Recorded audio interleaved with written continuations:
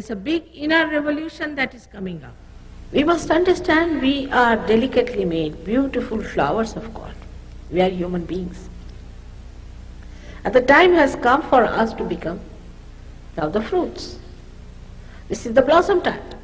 I think next century we'll have beautiful people all around us, no troubles of wars, very peaceful. We'll be all sitting in the kingdom of God.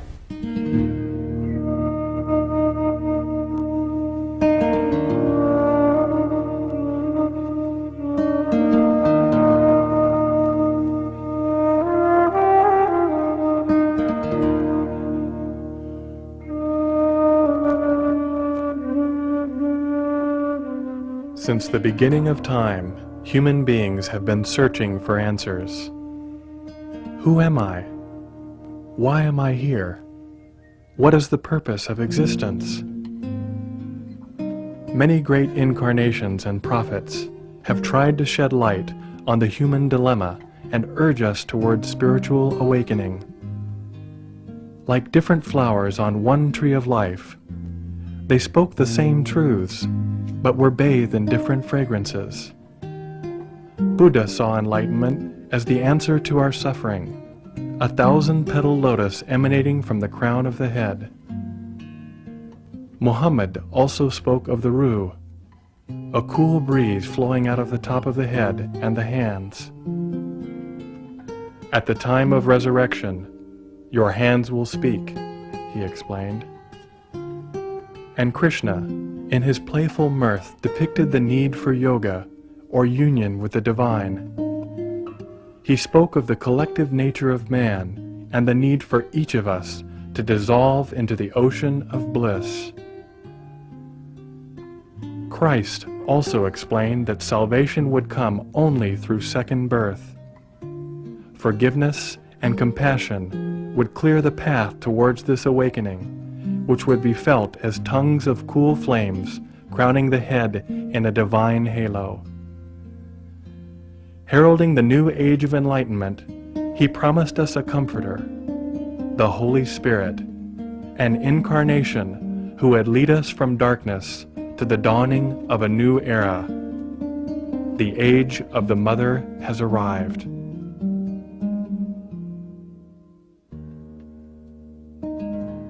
Out of recognition for her great work, Sri Mataji Nirmala Devi has been hailed around the world as the Great Mother. Since 1970, her mastery over the primordial energy known as Kundalini has drawn seekers to her public programs by the thousands. They come to experience the awakening of this energy, which is felt as a cool breeze emanating from the top of the head. As our spiritual mother, this force brings about a profound state of inner peace as we're spiritually reborn. Through this connection to the divine, we go beyond the mind and into the state of thoughtless awareness, which heals and soothes our inner psyche. Lao Tzu described the Kundalini in a most beautiful way.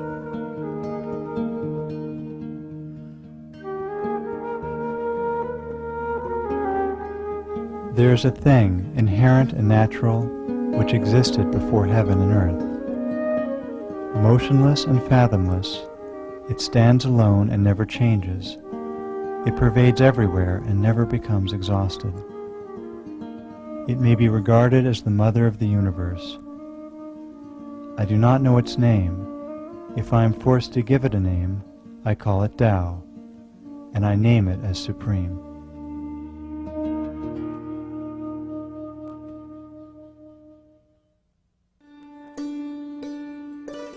Sri Mataji was born to a Christian family at Chhindwara, a town at the very center of India. She arrived at midday on the 21st of March, 1923, on the spring equinox at a time when the planets were aligned in a most extraordinary way. Heralding this auspicious event was her mother's dream to see a tiger. In the jungle, the wild animal appeared before her in all its splendor. She was overcome with joy, and knew at that moment that there was something very special about her child. Born with the knowledge that she had a divine gift, Sri Mataji felt the need to share her understanding of God with humanity from her very childhood. Her parents knew why she was on the earth, and her father, who was a very learned man, helped her to understand about human beings.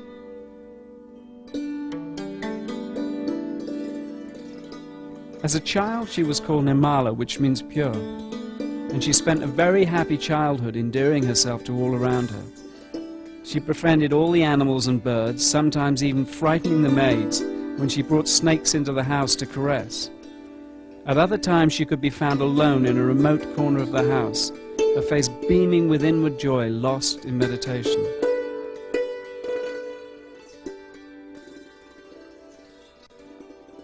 Even at an early age, she was searching for a way to share this joy with those around her. She loved everything that was genuine and natural, walking each day to school in her bare feet in order to feel the earth.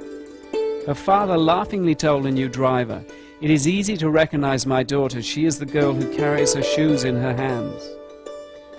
During vacations and holidays, Nirmala accompanied her family to Gandhi's ashram. He enjoyed her immensely, affectionately calling her Nepali because of her beautiful features. Sri Mataji later explained her relationship with the Mahatma. Now Gandhiji was very strict. The way he used to make everyone get up at 4 in the morning, have your bath, come for puja. But his quality was that what he said, he practiced. There was no hypocrisy about it. Also, he used to get into a temper with people who would misbehave, and I used to put some cool water on him. Because I was a little girl, he would really understand it. And he used to say, "How is it that you keep so peaceful about such things?" And I said, "That's the solution. Reaction is not the way you can really work it out. Forgiving itself solves the problem."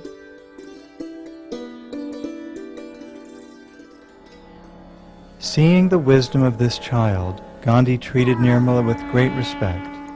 He recognized her divine nature and sought her advice about spiritual matters. When the fight for India's independence from Britain began, Nirmala and her family were at the heart of the struggle.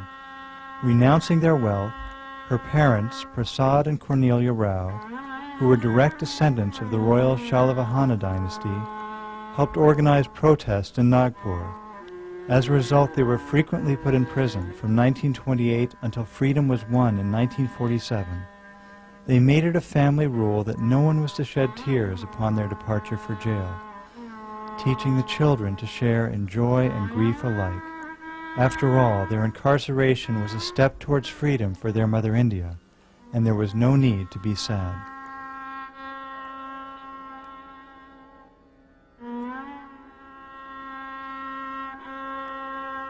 Growing up in the independence movement, Sri Mataji took an active role as a youth leader, spearheading the student struggle in Lahore while attending medical school.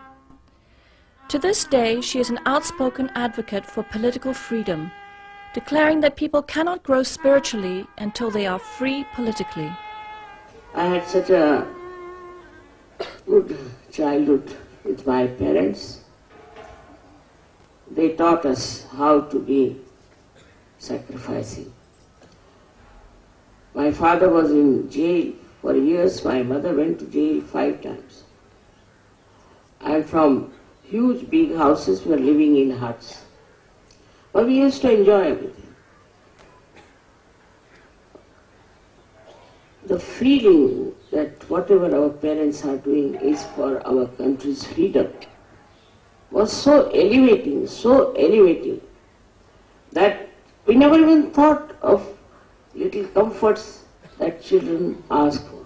We could sleep anywhere, eat anything, live anywhere, and that has given me the lesson that if you have complete purity about your dedication and purity about what you have to do, you can achieve. And as Gandhiji had said, we have to have first freedom.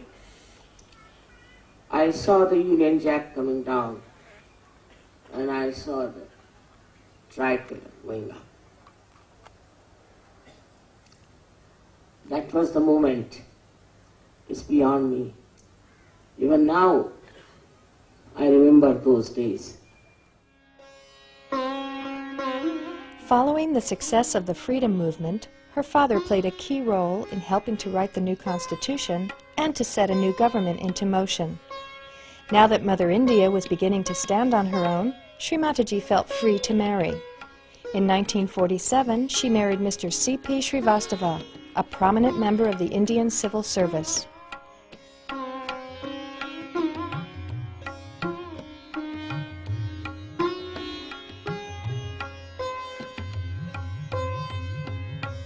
They were blessed with 2 daughters, Kalpana and Sadhana, and success in his political career. He was appointed personal secretary to one of the most famous and beloved prime ministers in Indian history, Lal Bahadur Shastri.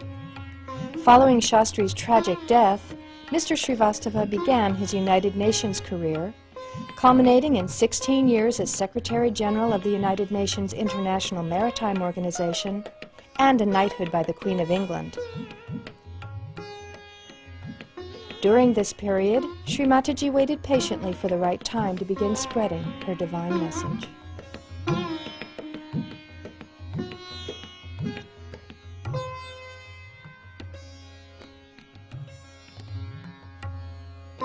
After raising her children to adulthood and seeing them happily married, Sri Mataji had fulfilled her responsibilities as a mother and a householder, and was prepared to embark upon her true life's work, the emancipation of humanity. Having been invited to the ashram of a prominent local guru in 1970, she was shocked to see him looting people in the name of spirituality. Suddenly aware that the seekers everywhere were in danger from this future trend, Sri Mataji searched deep within herself for a solution. She spent the entire night on the seashore contemplating. And in the early hours of the morning, disgust with the falsehood she had witnessed and compassion for her children everywhere forced her to act. She meditated upon the Sahasrara, the energy center on the crown of the head, and prayed that all the seekers of truth would eventually receive their enlightenment and bring about the dawning of collective consciousness in humanity. She describes this historic event.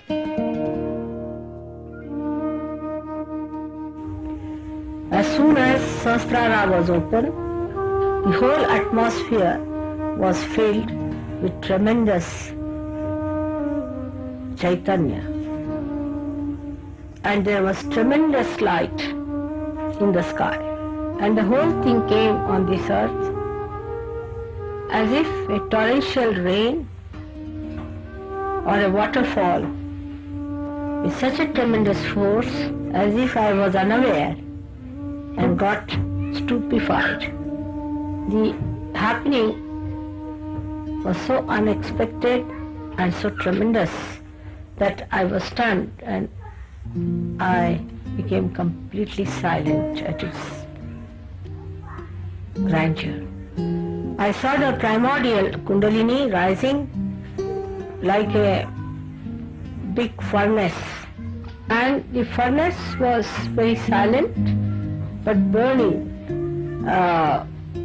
appearance it had, as if you heat up some metal and it has many colors. In the same way, the Kundalini showed up like a huge furnace which is like a tunnel where you see these plants you have for coal burning to create electricity, and it stretched like a telescope, one after another it came out like that, and the deities came and sat on their seats, on their golden seats, and then they lifted the whole of the head like a big dome and opened it, and then this torrential rain completely drenched me, and I started seeing all that and got lost into the joy. It was like an artist seeing its own creation fulfilled. I felt the joy of great fulfillment.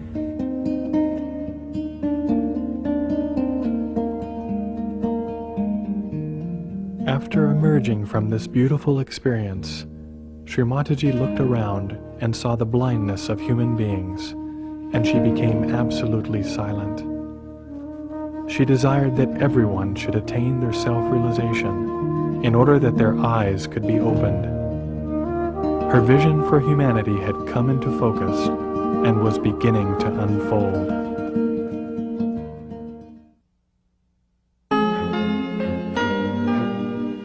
Following this, Sri Mataji began teaching a small group of seekers how to meditate.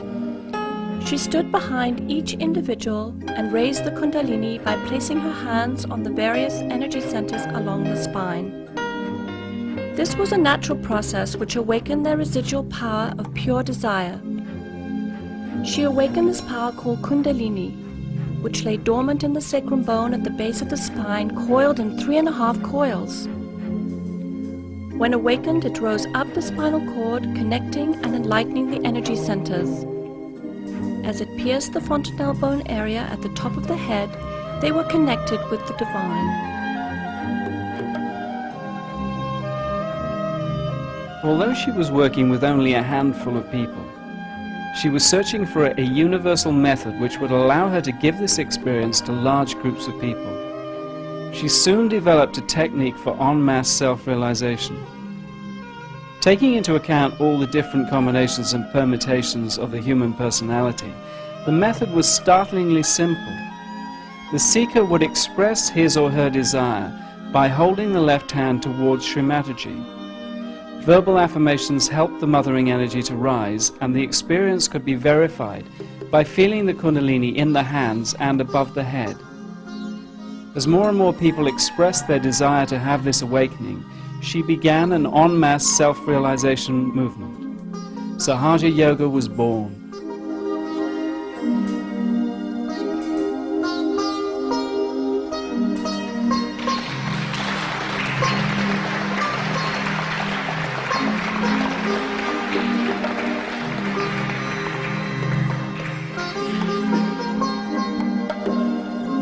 Yoga, or union, had become effortless.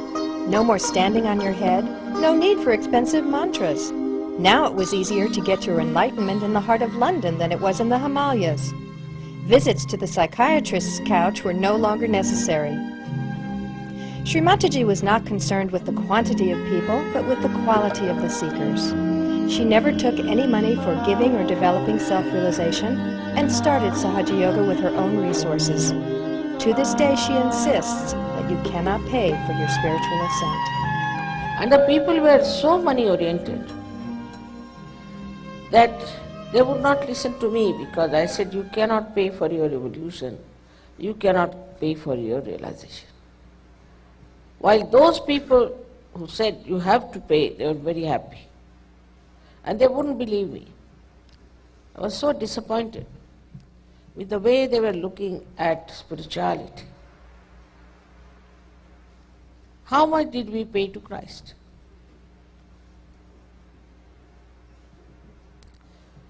How much did we pay to Mother Earth for these flowers? That money orientation was so great that one of the reasons for our plight is that we supported all kinds of wrong, false people.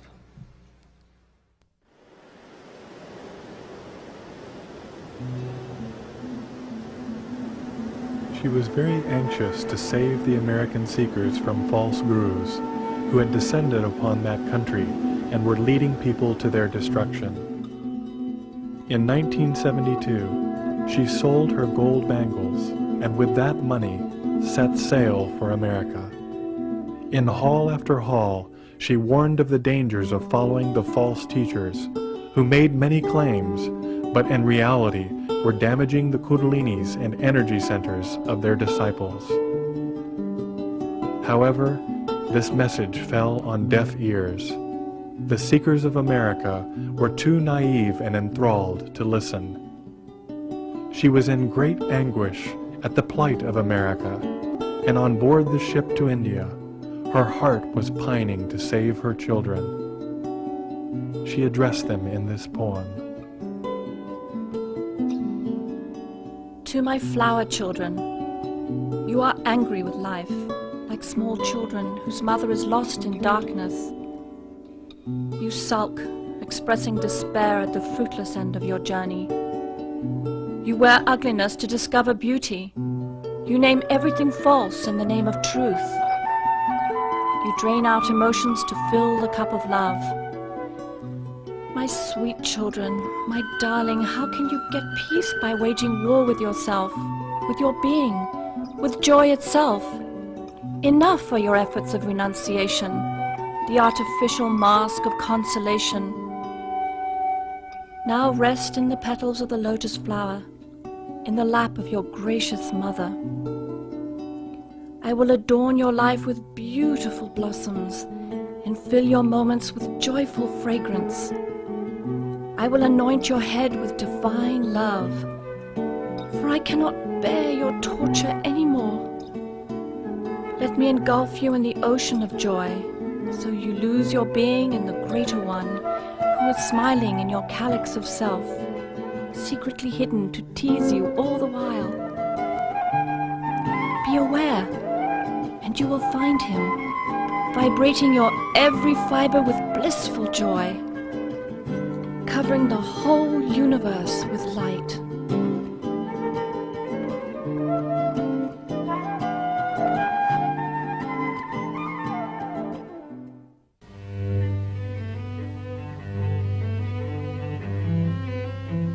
Sri Mataji's efforts to reach the Western seekers intensified in 1974. Her husband was elected Secretary General of the United Nations International Maritime Organization, and they moved to England.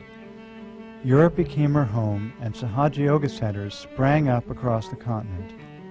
Finding that this worked well for individuals, she began to emphasize the need for collective awareness. The experience became stronger when shared with others. She likened this to the analogy of one candle enlightening another and another, until there were so many candles standing together that the room was filled with light. The added dimension of feeling the connection to others was intrinsic to this new state of consciousness, and those practicing Sahaja Yoga found they were part of something greater than themselves, the transformation of mankind. Sri Mataji explains, the door of Sahaja Yoga is open to everyone, and every human being can achieve collective consciousness. The only problem is that the freedom of choice of the individual has to be respected, because he has ultimately to enter the area of total freedom. Thus, there may be many who may not sincerely seek their salvation. But if later on they see the multitude of realized souls enjoying the bliss of collective consciousness, they may also desire to get into their higher evolutionary process. This is how all evolutionary processes have worked in nature. The guiding and controlling force that acts is the spirit. This is the collective being within us which manifests in our attention and makes us collectively conscious. Sri Mataji was foremost a mother, and her obligation was to see her dream for global transformation realized. Traveling tirelessly year-round, day in and day out, she has given second birth to all who desired it.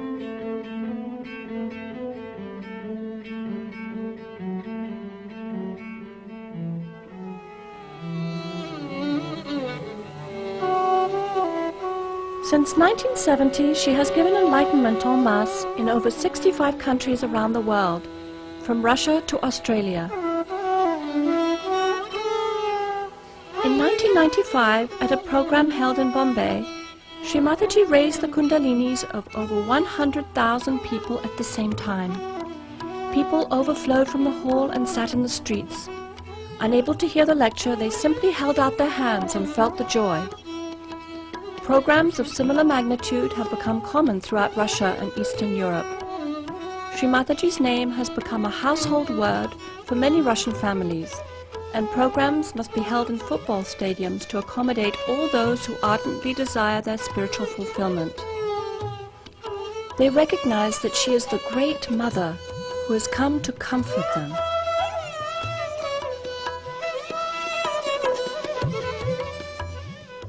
Because these are special times as blossom times, and so many of you who were seekers before, seeking truth all over, going to Himalayas, standing on your heads, fasting, doing all kinds of renunciations and everything, now have taken birth and are normal people, householders.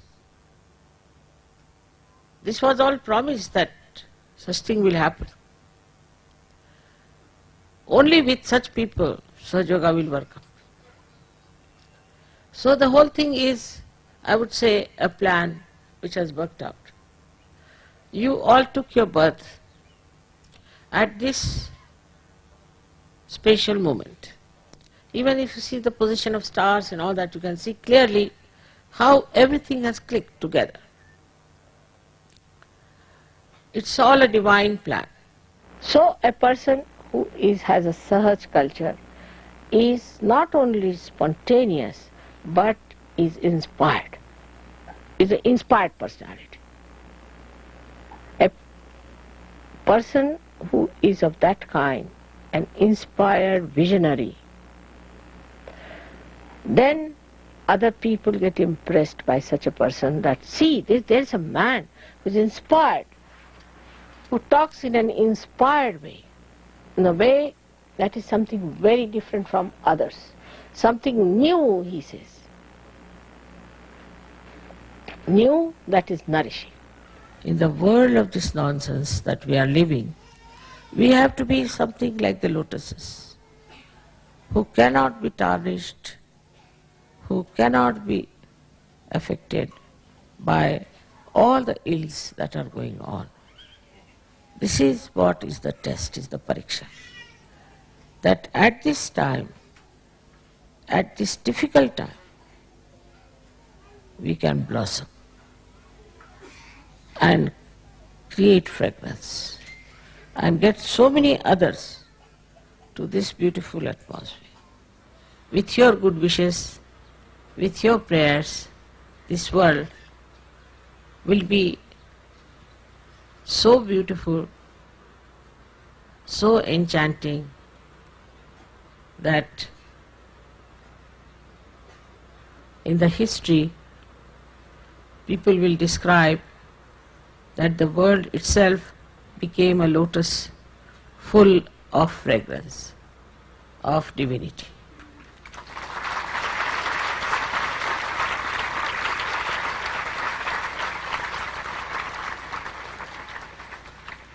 You are the petals.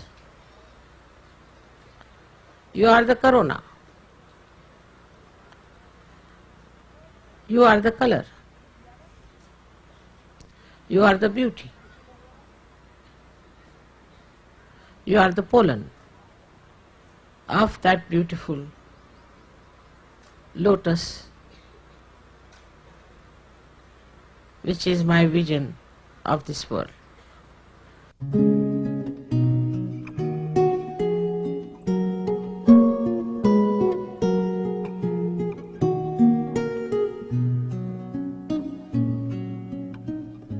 In the history of spirituality, there has never been a personage who has more clearly defined the purpose of human existence than Sri Mataji Nirmala Devi. Her vision of mankind as an interwoven tapestry of many colors, cultures, and continents, all joined in what she describes as collective consciousness, is unique in that it establishes the thread which runs through all of human awareness. Sri Mataji sees us not as individuals stalking the earth in isolation, but as instruments of the divine, which when awakened through self-realization begin to fulfill their purpose and emit love and compassion into the world.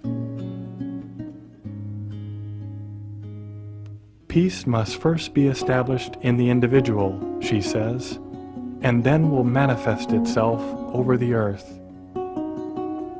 When this occurs, human beings will know themselves to be part and parcel of each other and carry the light of the Spirit in their eyes.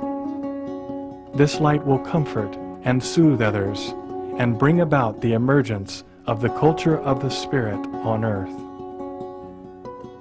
We will come to look upon this world in which we live as a living and breathing entity which both sustains and enriches us, and cease to exploit and destroy its bounty. All things will reach a balance, because we will have realized the innate balance within ourselves through our connection to the Spirit. The complete transformation of both the inner and outer expressions of humanity are just within our grasp. We need only look within our own being to find the roots of all eternity. As each of us do this, we lay the foundation for the coming age and the great awakening which will forever alter our future course. This is the vision of Sri Mataji Nirmala Devi, a living saint for modern times.